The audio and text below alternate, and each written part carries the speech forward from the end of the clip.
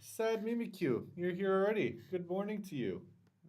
Very nice to see you here. I know that you wanted to make the live stream before and you couldn't, and I'm always happy to see your comments. Starting a little late today, feeling a little sick. Girlfriend and I are coming down with a throat infection. Hello to Obsidian Chaos and Jess Daisy as well. Let's get some journaling.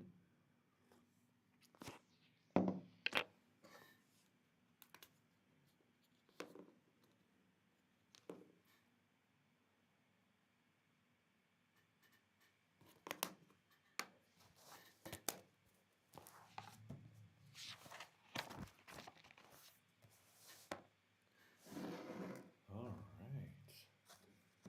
Sad Mimikyu, you're welcome very much. Put it there. No, let's put that there. There we go. That'll work. Okay. March 13th, 2025. Write down 25. Quarter of the year in, not 4. Because I'm feeling a little bit ill, not super ill. Today, then, I think today's journaling practice is going to be focused a lot more on just embodiment and what is my body feeling at the moment, and really tuning into that and checking in with myself, just doing a bit of a scan and seeing what's alive in me and how it feels. So let's dig in.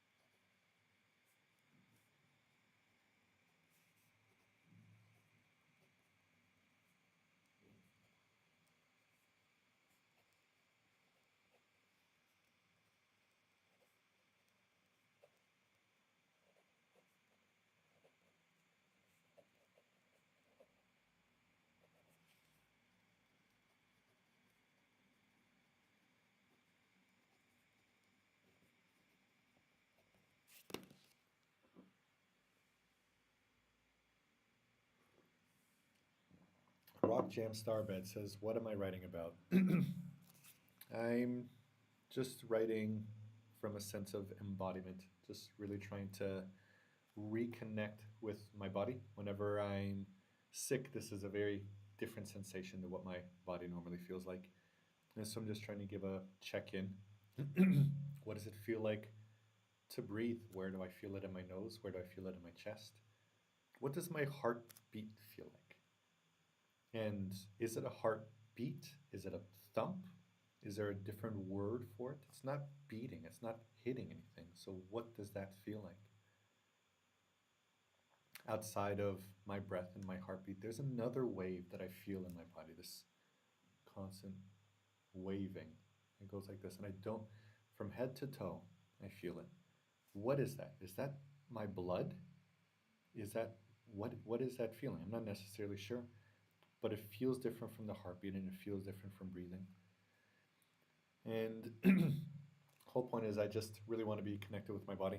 I think that we often are very stuck in our ideas and very stuck in our concepts and in our tasks, the things we have to do, the bills we have to pay, the jobs we have to complete, and it's sometimes really nice to just pay attention to the body without paying attention to anything outside of it. And so there's a little bit of that. Obsidian Chaos, do you have any advice on how to keep up with journaling? I keep finding myself slacking and leaving it for a whole month and then going back to it. Hey, I know, I know. I find that I'm at my worst when I step away from journaling. At the times that I'm my most challenged are the times in which I realize, holy shit, I've been way too busy to journal. And this is probably like my fourth time realizing it. And so that's why when I have the correlation, kind of like if I drink, I get a hangover, therefore stop fucking drinking. And so I don't drink anymore. I notice that when I stop journaling, I feel a lot more stressed, a lot more lost, a lot more confused. And so just the awareness of the side effect of the lack of journaling is what motivates me to keep on doing it. So part of the reason why I'm doing this live is just because I want to be held accountable for my journaling. I scheduled all these events on YouTube, and I haven't scheduled them on Instagram yet. But I want to schedule them as well, just to be like, hey, if I've said I'm going to do this, I'm going to do this. So I just have my regular routine. I wake up, walk the dogs, make a coffee, and I sit here and write. And if I could just keep that routine going the same way I have my running routine, the same way I have my gym routine, then I think I could keep up with the writing. Uh, Expat Alexandra, hello to you as well. How am I feeling?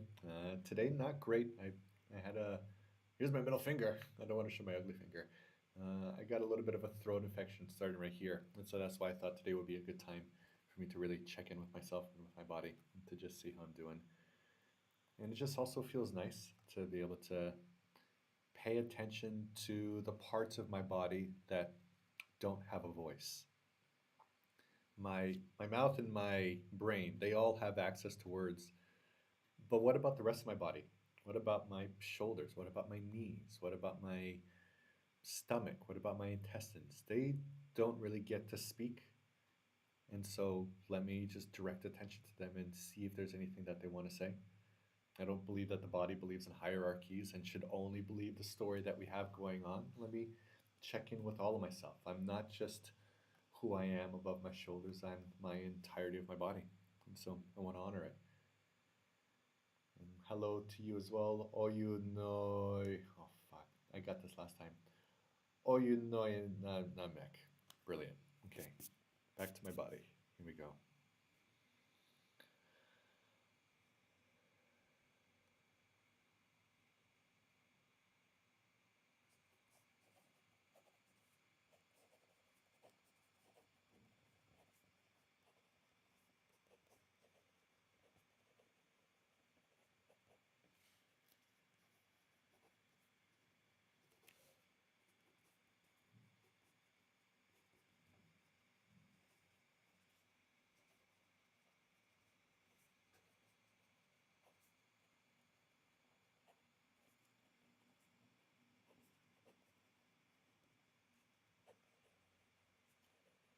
What the fuck happened to my light?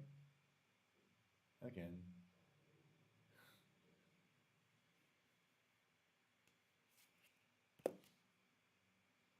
doing all right here? Turn that back on. Oh, that's off. And back on. There we go. Ah, it automatically turns off at 9. I got it.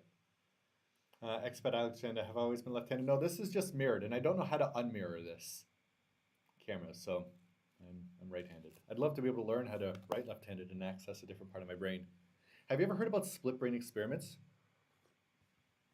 Amazing. People with severe epilepsy have a colostotomy in which they separate the left and right hemisphere through a colosectomy, whatever the term is, so that the left brain and the right brain can't communicate with each other anymore. Severely reduces their seizures, and it's very life-saving. But what winds up happening is that the right side of the brain controls the left side of the body, and the left side of the brain controls the right side of the body. And then you essentially have two different people inside of you at once, in which the famous example is one hand tries to pull your wife forward and the other hand pushes her away. Or they asked children who had the surgery what they want to be when they grow up, and with the right hand, one wrote astronaut, and with the left hand, they wrote race car driver. So if you have two brains, which one is the true you? Is there a true you? I don't know. I'm still Asian talking. If my brain was split in half, which part would represent me the most? I don't know. And so I'd love to be able to learn how to write with my left hand so I could access the parts of me that I don't necessarily speak with.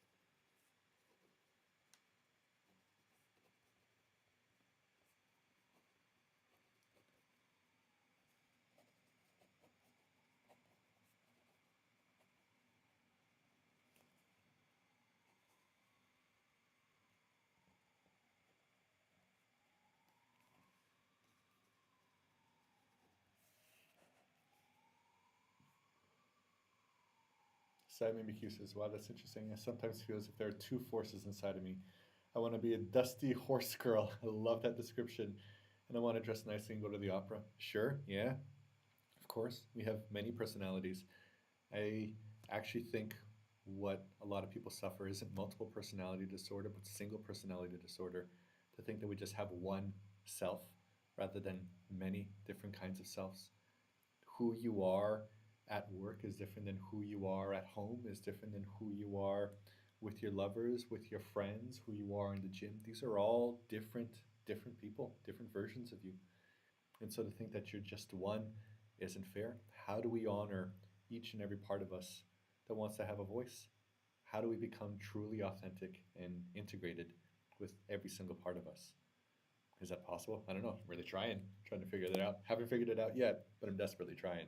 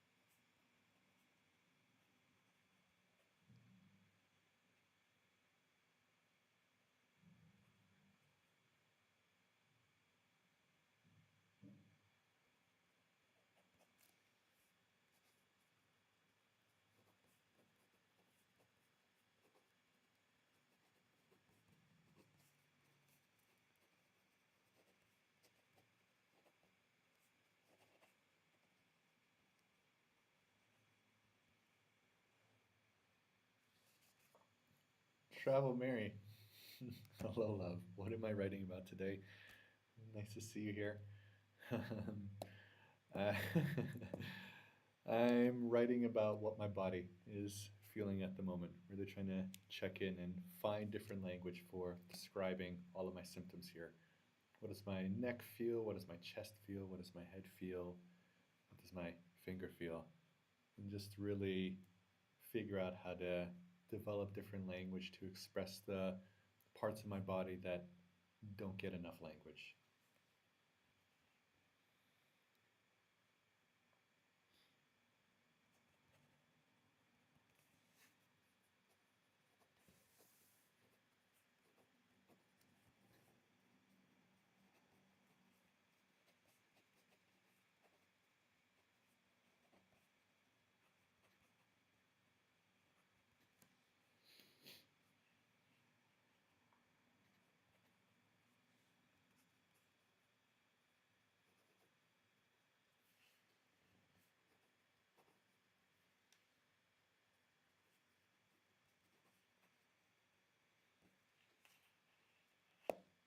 Miro. Hello, Miro. Miro, hey, it's great to see you. Miro's a great friend of mine, and we do lots of runs together. Hello, love you as well, and I hope you have a great day.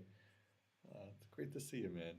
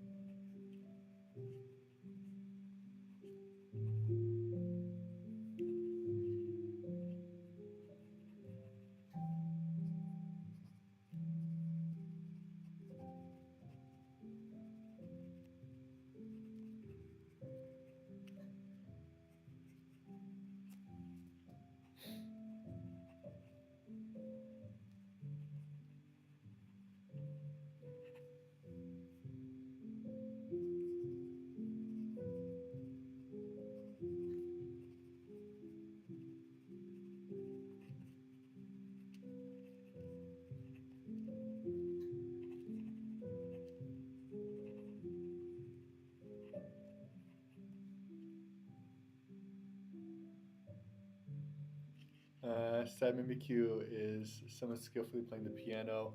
Someone is on a speaker. My partner just came in and brought a nice, soothing piano music on the speaker. Thank you, love.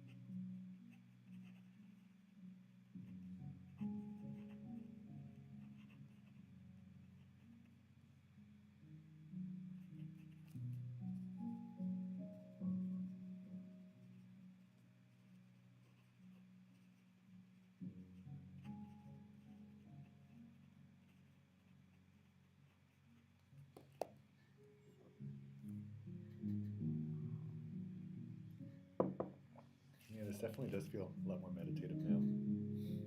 Definitely appreciate the piano music here.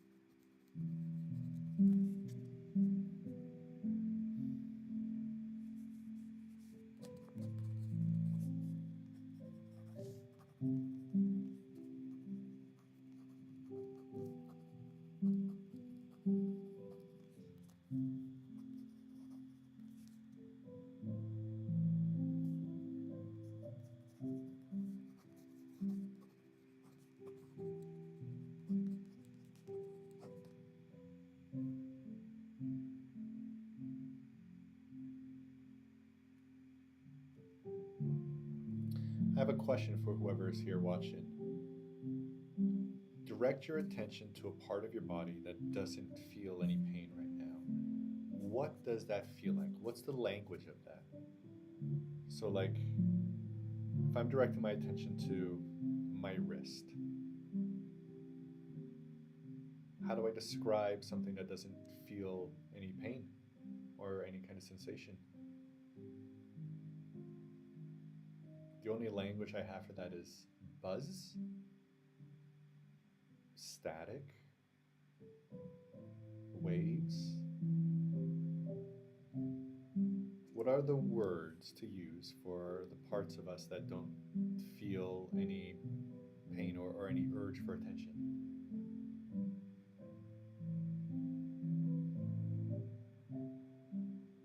I'm trying to figure that out.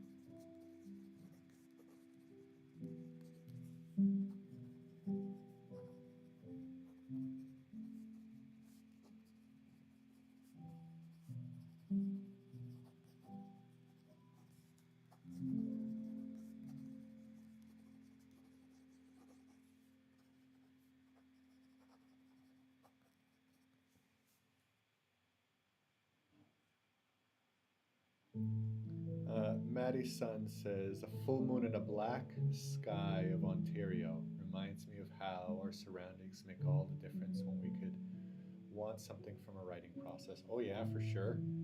I definitely feel that my writing over these past couple weeks has been a lot more like kind of dark and introspective and not really uplifting because it's just been so rainy here in Lisbon for this whole month. And to answer your question, or as Maddie answered my question, so maybe the way it is grounding is best to describe it simply. So, what does grounding mean? What does grounding mean? How do we describe sensations in our body without it being like a metaphor pointing to something else?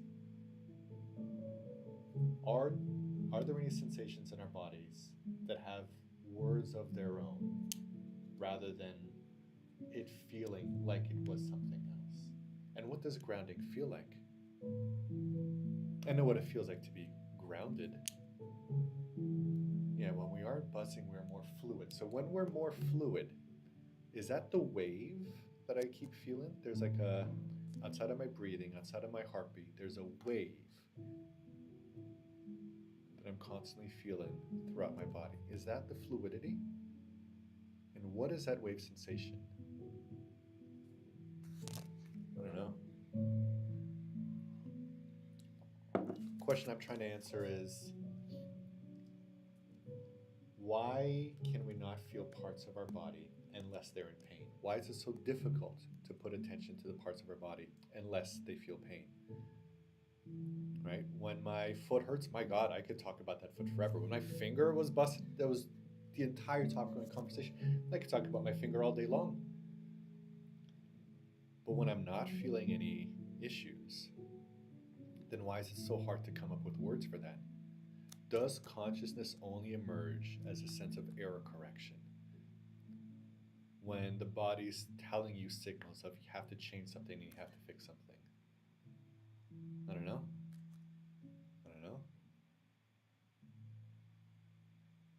Trying to figure that out. Holy shit, it's been half an hour of this journaling already. All right, so it's definitely time for my breakfast now.